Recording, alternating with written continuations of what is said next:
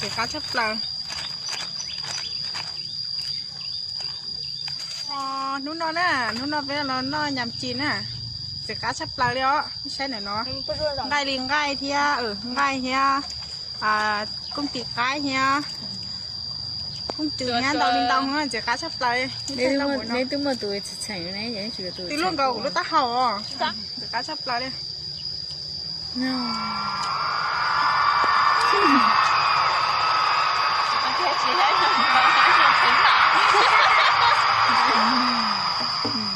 Lỡ nữa, lò bây giờ đến nó kén à, chỉ cá chép lại đi. Nó tốt tà, bắt nó đu mà chỉ lúc con mà đu không. Nó có chép lại đi. Rồi cái nó nè. Dạ bao nhiêu tiền đó? Như cho hai mà. Tên này mở Hai mà.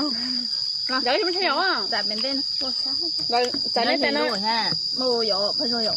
Sắp phát thôi. Phải rồi, đỏ má. Chờ bột chút chút. Giờ chút ha. Công ty cái. Thế nó là rồng ha. Nó là của tế. Nói theo bảo đến tông 63.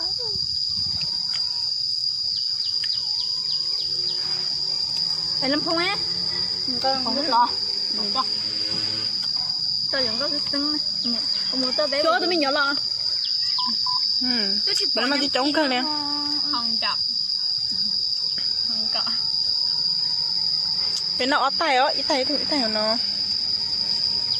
Đấy là nó ta cũng chưa dẹp lâu. Chỗ rồi nó tới ta đi chọc ở ta bạn ta Không phải đang có sưng không hả? chỗ đó có gì trắng à? Không có để cho thử xem là nha của chị cho đừng có gì trắng thì thiền cho đừng có gì thiền ở bên này Rồi của thằng nó cái coi cả hai mình nha chị của tôi ngon tình tình cháy này gì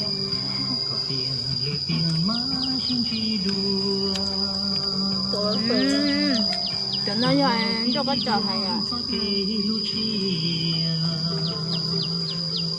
nó bây giờ này tâm một cái giờ cũng hay biết ăn to hả này trời nó các con những tôi tâm hoặc hành tự nó tôi ai những các con tôi khiến cho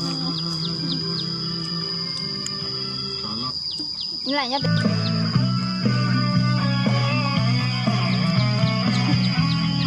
cho mọi người thì còn cao ôi giờ thì có cái kia rồi ta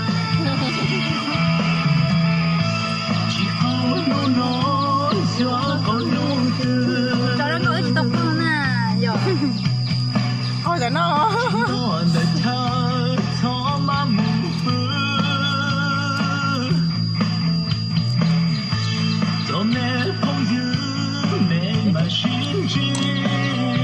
nó về thôi chỉ bỏ cho nó ấy cái bây giờ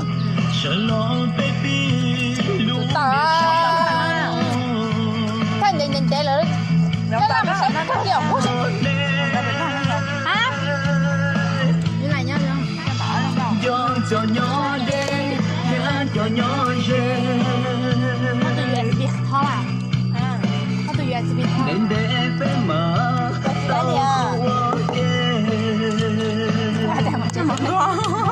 cái sốt đó cái hai đó đẹp quá còn tao phải nó bảo